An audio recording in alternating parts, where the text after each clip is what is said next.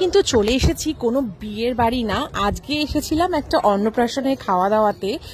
গরম তো সেই ছিল, কিন্তু ঠান্ডা ঠান্ডা হাওয়া দিচ্ছিল বলে দারুণ লাগছিল। তো ফার্স্টেই দেখো স্টার্টার দিয়ে খেয়ে নিলাম আর চলে এসেছিলাম মেন কোর্সে। স্টার্টার বেশি খাইনি, কারণ অনেক গরম, খেলে আর হয়তো খেতেই পারবো না, তাই জন্য। আজকে কিন্তু ছিল ঐশানীর অন্নপ্রাশন। দেখো প্রথমেই কিন্তু দিয়ে দিয়েছিল এরকম একটা সাদা প্লেট, আর দেখো চলে এসেছে আমাদের ফিশ কাটলেট। এটা কিন্তু ভেটকি মাছের ফিশ কাটলেট ছিল। ফিশ কাটলেটের সঙ্গে কিন্তু চলে আসলো চাটনি। একটুখানি চাটনি দিয়ে ফিশ কাটলেটটা খেতেই কিন্তু ওফ কি দারুণ ছিল। মানে ফিশ কাটলেটের ভেতরে মাছের স্টাফিংসটা কিন্তু সেরা ছিল। আর দেখো সাথে সাথে কিন্তু স্যালাডও দিয়ে দিয়েছে। তোমাদের একটুখানি ফিশ কাটলেটের স্টাফিংসটা দেখাই, দারুণ দারুণ। আর হ্যাঁ, একটা জিনিস বলি, আজকে কিন্তু আমরা এসেছিলাম যেখানে খাওয়া দাওয়া করছিলাম, এই পুরো খাওয়া দাওয়া সব কিন্তু অর্গানাইজ করেছে হচ্ছে তারাশ্রী ক্যাটারার। আর দেখো চলে আসলো রুমালি রুটি, তার সঙ্গে এরকম চানা। রুমালি রুটি দিয়ে কিন্তু এই তড়কা, অ্যাকচুয়ালি চানা বলো বা তড়কা বলো, এটা কিন্তু সেরা ছিল, সেরা। মানে আমার তো খেয়ে মনে হচ্ছিল এর মধ্যে যেন মাটনের কিমা রয়েছে, মাটন বা চিকেন কিছু তো একটা ছিল। কি ছিল সেটা তো আমি আর জিজ্ঞাসা করিনি, কিন্তু সলিড খেতে লাগছিল। মানে প্রত্যেকবারই তারাশ্রী ক্যাটারারে যখনই কোনো অনুষ্ঠানে যাই আমি, তখনই কিন্তু এদের খাবারে কিন্তু কিছু ইউনিক কিন্তু থাকেই। আর এদের কিন্তু খাওয়া দাওয়ার কোয়ালিটি দারুণ। তো দেখো সাদা ভাত ছিল, আর তার সঙ্গে এরকম চলে এসেছে হচ্ছে সর্ষে পমপ্লেট। তোমরা শুধু পমপ্লেট মাছের সাইজটা দেখো, কত সুন্দর, কত বড় একটা পমপ্লেট। আর আমার কিন্তু এরকম মাছের আইটেম মানে সর্ষে পমপ্লেট, কাতলা কালিয়া, এগুলো কিন্তু চরম লাগে। আর পমপ্লেট মাছটার কিন্তু দারুণ স্বাদ হয়েছিল, জাস্ট অসাম। মানে মুখে দিলে যেন মনে হচ্ছিল মেল্ট হয়ে যাচ্ছিল। মাছটা কিন্তু সেরা ছিল, দারুণ টাটকা মাছ ছিল। আর মানে তোমরা দেখে বুঝতেই পারছো মাছটাকে।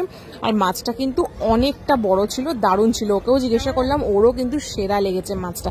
মাছটা কিন্তু সত্যি ব্যাপক হয়েছিল। আর সর্ষে দিয়ে এত সুন্দর মাছটা, মানে কি বলবো, এত সুন্দর কুকড হয়েছিল না, যে মাছের স্বাদটাও দারুণ লাগছিল। মানে মাছের মধ্যে এই সর্ষের যে একটা স্বাদ, সেটা পাওয়া যাচ্ছিল। আর মাছটা কিন্তু দারুণ ছিল। আমাদের তো সর্ষে পমপ্লেট খাওয়া কমপ্লিট। এইবার দেখো পমপ্লেট মাছটা তো শেষই হচ্ছিল না, যাই হোক। তারপরে দেখো চলে আসলো হচ্ছে ফ্রাইড রাইস। ফ্রাইড রাইসের সঙ্গে তো তোমরা বুঝেই গেছো কি আছে, সেটা হচ্ছে লাল লাল মাটনের কষা।